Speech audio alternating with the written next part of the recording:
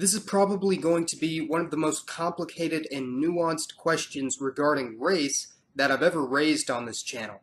And that is, what race are people from the Middle East and North Africa? Now, normally I describe the Middle East proper as all of the land east of Europe, south of Russia, west of South Asia, and north of Africa. So it would include all of the Arabian Peninsula, Iran, Turkey, the Levant, and the Caucasus Mountain region. However, the region of the greater Middle East that all have ethnic, cultural, and geographic traits in common with each other can be extended much further than this. And this would include Afghanistan, the western half of Pakistan, Tajikistan, and pretty much all of North Africa. The people from this area share a common history, racial origin, but most famously, this is often considered to be the heart of the Muslim world, with the majority of Muslims living in the greater Middle East region. Now, I want to make this very clear though.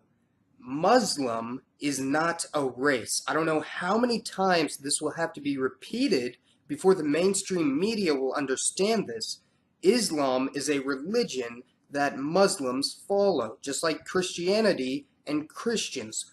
Judaism has a bit more complex history of intertwining ethnicity and religion, but that's a video for another day. Most of you know how I feel about Islam, but regardless, I feel like it's incredibly disrespectful and ignorant to refer to someone's race as Muslim when there are thousands of different ethnic groups in the Muslim world and Muslims of every color from around the world. Although there is one place in the world where people identify ethnically as Muslim, that is the former area of Yugoslavia in the Balkan Peninsula. And that's only because they're actually ethnically Bosniak, who are a Slavic ethnic group related to the Serbs and Croatians, but some choose to identify as Muslim on the official government censuses. Confusing, I know, but now that we got that out of the way, it's important to note that the greater Middle East has hundreds of different ethnic groups from many different macro ethnicities.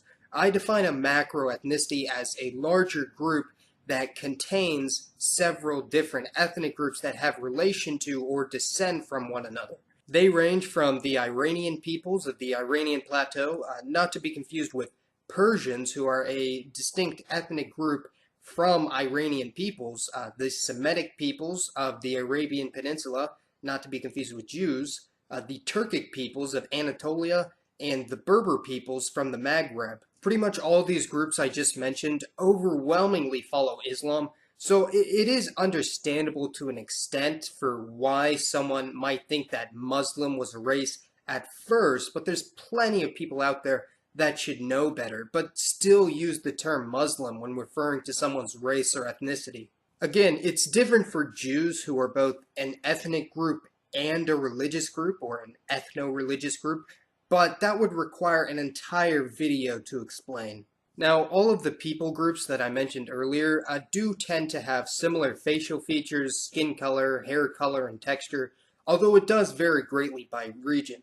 For instance, someone from Armenia, which is commonly considered to be in the Middle East, would probably have a much lighter skin color than someone from Sudan, which is generally considered to be an Arab country, even though they have considerable admixture from sub-Saharan Africans. Some Berber groups from North Africa, especially the Cable people, are extremely fair-skinned, and many even have blonde hair and blue eyes, making them nearly indistinguishable from many of the people native to southern European countries like Spain, Portugal, or Italy. In fact, ever since France colonized Morocco, Algeria, and Tunisia, many Berbers have been integrating into French society for hundreds of years, and many have actually hidden their true North African origins. Which brings me to my next point, that because the Middle East really is in the middle of the supercontinent that is Afro-Eurasia, they border many diverse groups. The different groups from different areas of the region are going to have various amounts of admixture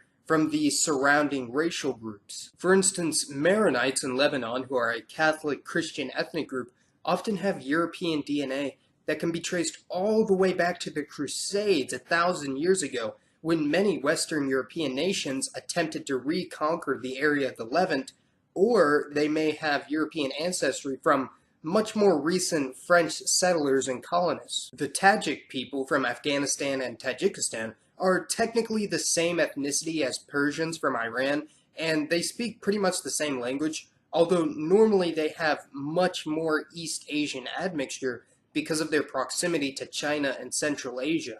The Pashtuns and Balochs of western Pakistan are actually an Iranian ethnic group related to Persians, but often have admixture from the neighboring Indo-Aryans or Dravidians from India. Most notably, self-described Arabs from countries such as Sudan, Yemen, and Saudi Arabia often have partial African descent from over 1,000 years of the Arab slave trade. Also important to note is that Middle Easterners have been migrating and exchanging genetics within their own region for thousands of years, with many Arabs spreading out to replace the native Berbers of North Africa, and many Turks also moving into territories of the former Ottoman Empire. Possibly most fascinating of all is that there are regions of the world that used to be considered a part of the Middle East because they had Middle Eastern populations, but they were actually replaced.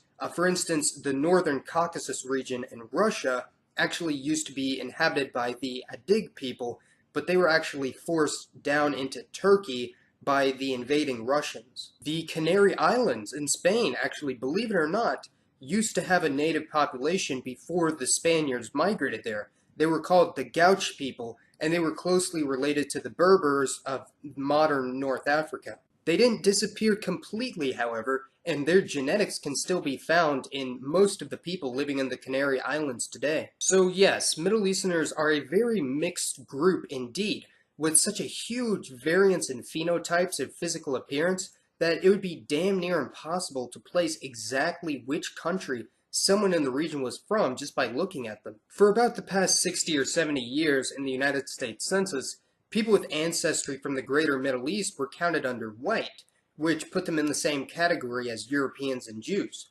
However, many Middle Eastern Americans protested this decision after the last census in 2010, and they will most likely have their own racial category of Middle Eastern and North African, or MENA for short. And just in my own personal experience, I've found that Middle Eastern people that are Christian tend to identify as white far more often than Middle Easterners that are Muslims, which probably helps perpetuate this myth that Muslim is a race. Oh, and by the way, it's almost impossible to pinpoint just how many Middle Eastern Americans there actually are, because of the lack of their own racial category in the census.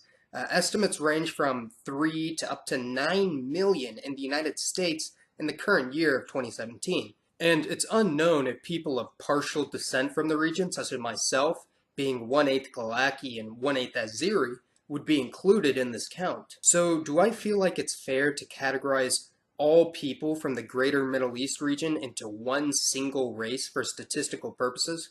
Well, I feel like it's about as fair as categorizing all people from sub-Saharan Africa as black, even though the situation is much, much more complex than that, an issue that I've actually done an entire video on.